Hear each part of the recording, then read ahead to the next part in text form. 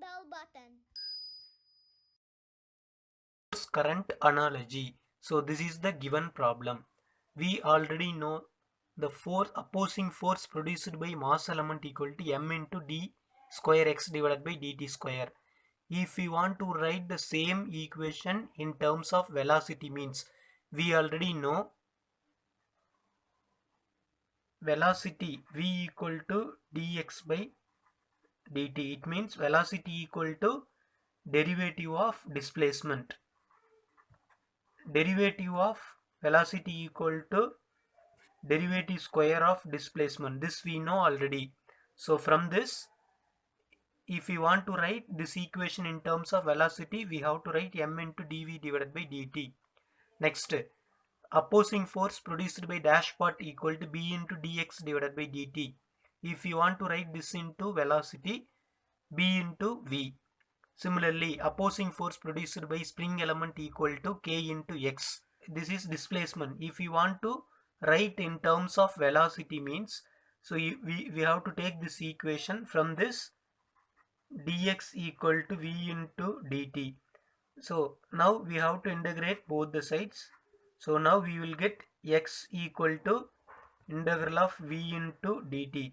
So now we want to write displacement in terms of velocity. Therefore we have to substitute this term.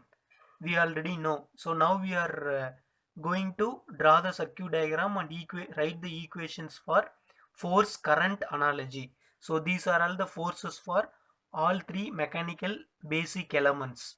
So now similarly we have to write the current equation for basic electrical elements: resistor, inductor, capacitor. We know current through inductor equal to 1 by L into integral of V into dt. This is basic equation. Similarly, current through capacitor equal to IC equal to C into dV by dt. This also we know. Then current through resistor equal to, according to Ohm's law, V divided by R. So now we have to compare this equation with these three equations. Now m into dV by dt, it is similar to this equation. Therefore m equal to C. So here IC equal to C into dV by dt. So here Fm equal to m into dV by dt. So this is in terms of derivative. This is also in terms of derivative. This is force. This is current. Therefore, now we are talking about force current analogy. So in mechanical, input force means in electrical, input is current. Therefore m equal to C. Similarly, next we have to take this Fb equal to B into V. So now we have to compare this with this equation, because this IR equal to V divided by R. So we can say B equal to 1 by R. Next, we have to take this equation Fk equal to K into integral of V into dt. So now this is the integral equation. Therefore this is equal, this is equal. So now K equal to 1 by L. So here force is input for mechanical system, current is input for electrical system.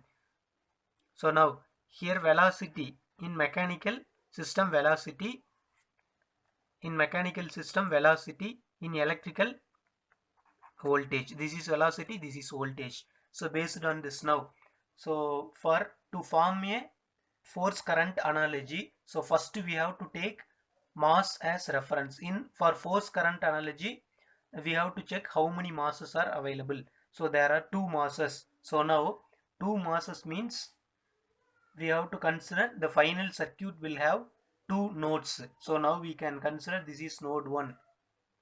The voltage at this point equal to V1. This is node 2. The voltage at this point equal to V2, because we know this is velocity 1. This is belongs to M1. This velocity belongs to M2. We already know in mechanical system velocity. In electrical system its equivalent is voltage. Therefore for node 1 V1, node 2 V2. So we have taken mass as reference. There are two masses, therefore final circuit will have two nodes. So we have to check how many elements are there in between. So in between these two masses there are two elements, both are parallel. Therefore finally in between this node there will be two elements. So for spring element, what is the equivalent? For spring element, inductor is the equivalent. So here K, therefore here its equivalent is L. So instead of 1 by L, while drawing the electrical circuit diagram, we have to use inductor only. Next, for dash part, so here dash part is equivalent to R, therefore here we have to draw one resistance. This is R12. So here K, therefore L, here B12, therefore here R12. So now in this node, how many another elements are there? So now here this is a mass. So mass is nothing but capacitor. So therefore we have to use one parallel capacitor. This is M1, therefore here C1. Next,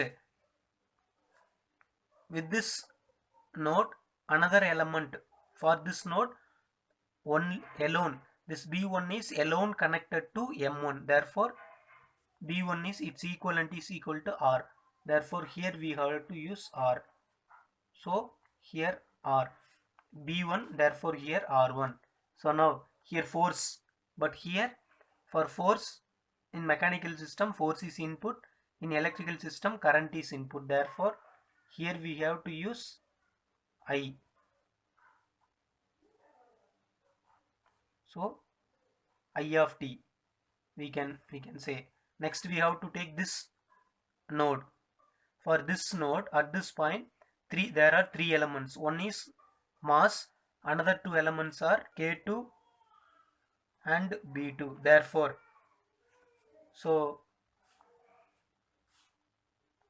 with this node, K2's equivalent value is L2.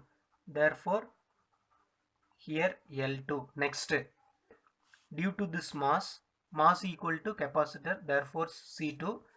But for this dash part, its value equal to, for B2 its value is R2, therefore here we can use resistor. This is R2. So now we can connect. Here there are two nodes, so we have to take this as reference node. So actually in this there are two nodes, but one more, that is reference node. So now we see this is the supply current. If we take, this is I. So now this is current through, this is input current at this node or at this point. Now this is current through resistance R1. This is current through capacitor. So now at this point same I will come. So it will split here, therefore IL. So again it will split into here IR12. According to the nodal analysis, first we have to take node 1. So at this node 1, this is the input current, remaining three currents are towards out. So now at this point, so now we have to apply nodal analysis. So now current through, now I equal to, so current through resistance is V1 divided by, it means, so now the voltage across this terminal, voltage across this element resistor is higher potential V1 divided by lower potential 0. Therefore V1 divided by, according to Ohm's law, V divided by R. Therefore here V1 divided by R1 plus, next this IC1. So we know for IC1, this is C into dV by dt. Therefore C1 into dV1 divided by dt plus, now, so now current flow this element is potential across this element divided by its reactance. Now the potential across this element is V1 minus V2, because this is one potential, this is another potential. Therefore V1 minus V2 divided by, so now current through inductor is IL equal to, so now we can consider resistance. Therefore this resistance value is R12 plus, now current through this inductor. So therefore 1 by L integral of V. So V1 minus V2 into dt. Okay, now we can consider this as equation number 7.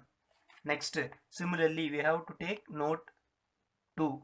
So now current through this nodes are due to these three elements and these two elements. So now there is no input current here, Therefore, first we can take this resistance.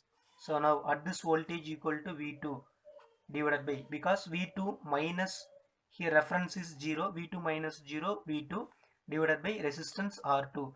This is nothing but current through, this resistance. Therefore, V2 divided by R2 plus. Next, current through this inductor is, we know 1 by L integral of V2 dt plus. Now current through this capacitor is, according to this equation, C2 into dV2 divided by dt plus. Next we have to consider this element. For this element, this is higher potential, this is lower potential. Therefore, for inductor, 1 by, its value is L. Therefore, 1 by L integral of V2 minus V1 into dt plus one more element R12. Therefore, potential across this element is V2 minus V1 divided by R12 equal to 0. This is equation number 8. Number 7, 8 are force current analogous equations.